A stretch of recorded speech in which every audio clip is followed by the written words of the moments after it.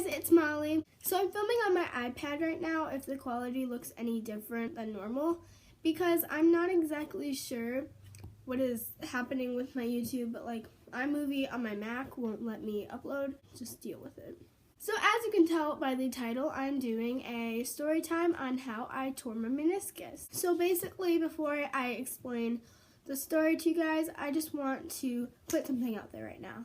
So when you get surgery, sometimes there can be a few surprises to the doctor. They obviously can't predict what is wrong with you correctly every single time. So originally they thought that I had torn my meniscus, which required surgery. And then I went into surgery on Friday, and it turns out that instead of tearing my meniscus, I had too much of it. When you're born, your meniscus is like a hole, and then eventually it turns into a C shape once you start developing more. And mine just never turned into a C, like it's still a hole. So basically, instead of just repairing the tear, which would have required a really long recovery time, they just took out what I really shouldn't have had, and that's why I have a much faster recovery time. So anyway, let's just get into the story on how I ended up injuring my knee in the first place. So your meniscus is something that is like supporting your two bones and your joints and all that kind of stuff. So if you were wondering what that was, and I injured my right meniscus in my knee. So there's two menisci, I think that's what it's called. I'm not exactly sure which one was like weird, but it was in my right knee. It starts in December of 2014. I know, that's a really long time ago. So it started around December 20th, I want to say. Whatever the last day before winter break was for my school, that's when this happened. In PE, since it was like the last day of school, technically, we were doing a fun game. We were playing dodgeball, and I hated dodgeball. This has nothing to do with the story, but I hate dodgeball. But this was a really weird game. My school does wrestling, so we have wrestling mats, and basically they took the wrestling mats and rolled them up, and then put two of them on both sides of the gym because there's two teams in dodgeball. And basically, if you wanted, you could like hide behind and then turn around and like throw a ball at somebody and then turn back around and hide so you didn't get hit. So that's what was happening here. So we played dodgeball, and then once the bell rang, obviously everybody ran to the locker rooms to change. And me and my friend, let's call her Sally. I don't know if she wants me to mention her name, but let's just call her Sally.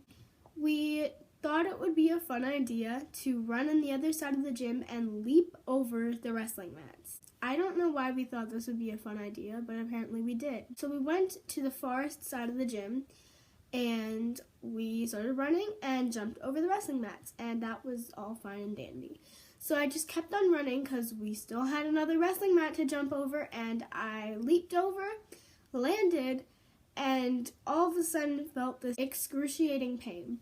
It was the most pain that I've ever felt, ever. I was holding back tears. There were so many tears that just wanted to like come out of my eyeballs at that moment, but I didn't want to embarrass myself. I kind of just hopped on my left leg. I was like, Sally, I don't know what just happened, but my leg hurts so bad. She's like, okay, come on, we gotta change. We gotta get to class.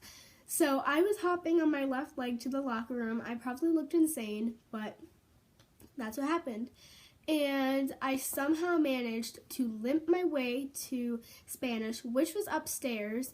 I was late. I was like 5 minutes late to class because I had to mentally prepare myself for the pain I was about to experience before each step. So I was late to class, and I explained to my teacher what happened. She was like, okay. So I just sat down, and about 10 minutes into Spanish, I could not handle the pain. We were just doing independent work by now, I think. So I walked up to my teacher, and I was like, okay, I need to go to the nurse. And she's like, okay, go. So I walked down the stairs, and the weird thing was, every other step, my knee would pop underneath me, and it would like give out from underneath me, and I'd fall, and I'd have to grab onto the railing to, keep myself from dying. So I finally made my way down all of the stairs, and I walked to the nurse's office, which wasn't that far away, but it felt like it took me a long time to get there. And I explained to her what happened. She was like, okay, I don't know what the heck happened there, but here's your ice pack. So I got my ice pack, I walked back up the stairs, which took about 5 minutes to do, and I went back to class, and after that was study hall, and then I just went home.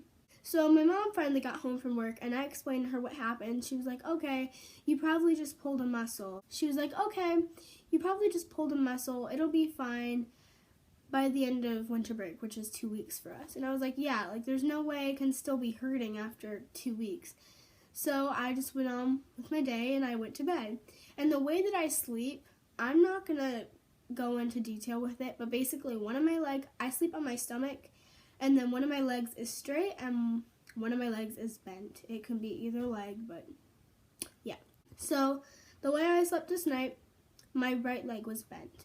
So it was bent the whole night I was sleeping, and I woke up the next morning, and without any thought, I got out of bed and straightened my leg. I just stood up, and it was so dramatic. I literally fell to the floor and was silently sobbing to myself because of all the pain that I had just put on myself. I don't know what happened. About 10 minutes later, I finally calmed myself down, and I scooted on my butt down the stairs to the kitchen. I was literally on my butt like a 3-year-old. So we walked to the kitchen, and I explained what just happened to my mom, and she's like, well, that's weird, but I'm not going to take you to the doctor. After 2 weeks, I was still in a lot of pain, but you know when you turn a fan on before you go to bed and eventually you can't even hear it because it becomes a white noise? That's basically what happened to my leg. I was in pain 24/7, but since I was always in pain, I eventually just kind of forgot that I was in pain. If that makes any sense, I feel like I'm a crazy person saying that. 2 weeks pass, I am unable to run in PE. I cannot do it. I physically can't do it. I'll try to run and my knee will pop underneath me and I will fall on the ground. That's how bad it is. I had to sit out. So I told my mom how I was having to sit out in PE because I physically could not run. It wasn't even the pain anymore. So she took me to my just normal doctor, and she was like, oh, well, it's clearly swollen. My knee was pretty swollen. It was so much bigger than my other one. She was like, okay, I'll give you a note for PE. So basically, I got to sit out of PE for a month if the activity that we were doing involved running. So if we were playing dodgeball or something, I don't have to run for that. So I can just suck it up and play dodgeball. But if we were running the mile, then I didn't have to do it. After a month passed, I was able to participate in PE again. It wasn't a pain. It just felt really uncomfortable. If I sat crisscross applesauce or in a really weird position for more than 5 minutes, once I tried to get up, it was very painful and pretty difficult to do. So a few months went by. I went to the doctor again. My knee wasn't swollen anymore, but she said there was excess fluid in my knee, which is really weird. But she was like, okay, I'll send you to this really good orthopedic office that I know of. So I go there a week later, and he gives me an x-ray, which we kind of knew that an x-ray wasn't going to show us anything, but we did it anyway and didn't find anything, which was expected. So he's like, okay, come back in a month or 2.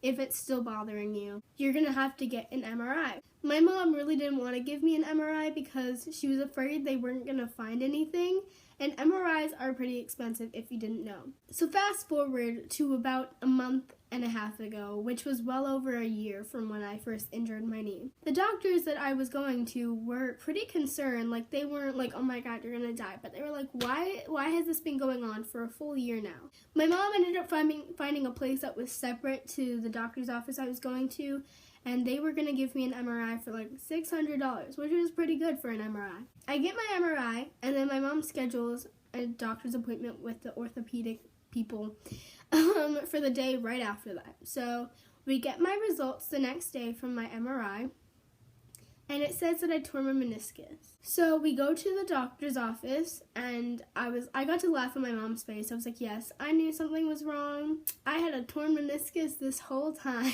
He's like, okay, about 10% of the people that tear their meniscus can get it repaired. About 90% of the people just end up getting part of their meniscus removed. And he's like, I think that you fall under the 10% and we can repair your meniscus, but it requires a fairly long recovery time. I would be on crutches for about 4 weeks, and if I played, let's say, competitive soccer, it would take me a good 3 months to recover fully. I go to South Dakota in June, and we're going to be doing a lot of hiking. So he's like, if you do it now within a month, she can definitely go. It won't be a problem. So my parents are like, okay, we're getting this done. So my parents are like, okay, let's get the surgery, because basically I can't even ride a bike. It doesn't hurt to ride a bike. It's just my leg just will not let me do it. No matter how hard I try, it's physically impossible. So I like to go bike riding with my dad a lot in the summer, like almost every day. And it was really hard last summer because we could not do that. We had to walk, which isn't really a problem, but riding bikes is really fun and it's a good workout. So my dad was like, well, we aren't able to do half of the activities that she used to do. So we're getting the surgery. If you haven't watched that vlog, it's the video that I just recently uploaded before this one. So you can go watch that after this. And I get my surgery, and they basically found out that I didn't tear my meniscus, I just had more than I should have.